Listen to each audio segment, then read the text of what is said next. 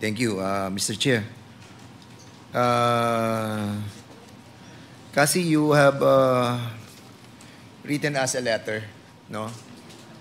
At sa sulat mo, addressed to the Quad Committee, sa apat na chairman, wini-withdraw mo yung iyong signing of waiver. Why? Hindi ko pa po totally wini-withdraw. Okay. Nung time na nangako po ako or nagsabi ako ng yes sa inyo is yung time na wala pa po akong kaso. As of now, I have 87 cases po. Oh, yeah. So, sige, go ahead. Okay lang po. Yeah. And gugustuhin ko po sana na malaman muna ng lawyer ko or mapag-aralan po nila yung possible na Hindi ko po kino-close yung door for that. Again, pinirmahan ko po siya nung time na binigay po ni Comsec. On the spot, hindi po ako nagdalawang isip for that po. And as a matter of fact, ay nung pinirmahan mo siya, during the time na nagkaroon tayo ng hearing, 2 days after, pinail ng NBI, ng PAOK, saka ng AMLAC yung case, no? Pero... Yes po. That case was... pupunta muna yan sa preliminary investigation para makita nila kung meron siyang probable cause. And I have seen yung dokumento, isang makapal siyang documents. And out of the 35 na mga kinasuhan doon, pang 34 ka. Alam mo ba yan? Hindi pa po namin nakikita Yung totality. Opo. Hindi pa po na-receive ng lawyer ko yung mga kasong sinampa po sa akin. Yes. And I would like you to understand that ang nag-file is AMLAC, NBI, saka PAOK. So kung AMLAC yun, once na nakarating yun doon sa korte, so nandun na yung mga ebidensya na makikita at they can file a supplemental doon sa mga waiver na hinihingi namin sa iyo regarding doon sa mga bank transactions that you issued, no?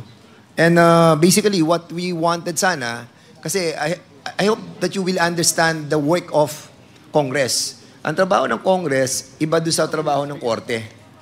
Yung Korte, it's a long process. At itong dito sa amin, sa Kongreso, is an investigation in aid of legislation.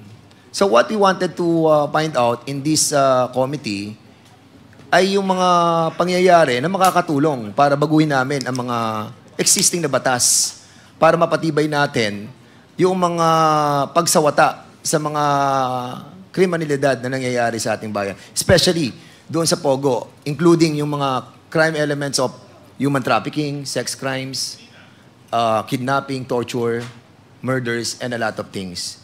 So we hope that you understand that. And trying to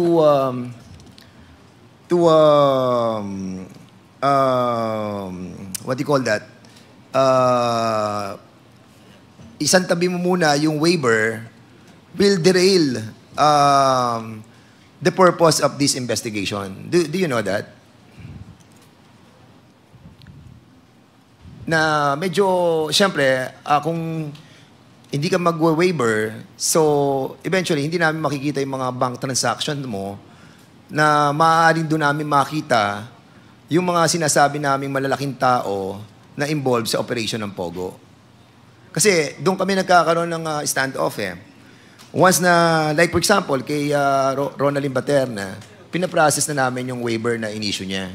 Samantalang yung sa iyo, hindi namin ma-process because you have issued a temporary withholding the notarization of your signed waiver. So, baka kasi maano ka ng mga event na once na ang AMLAC nagpadala na dito ng tinatawag natin mga bank transaction mo because they have already elevated that to the court, magiging useless na rin yung waiver na ibibigay mo sa amin. Alam mo ba yan? So, you need to discuss that with your lawyer, Cassandra.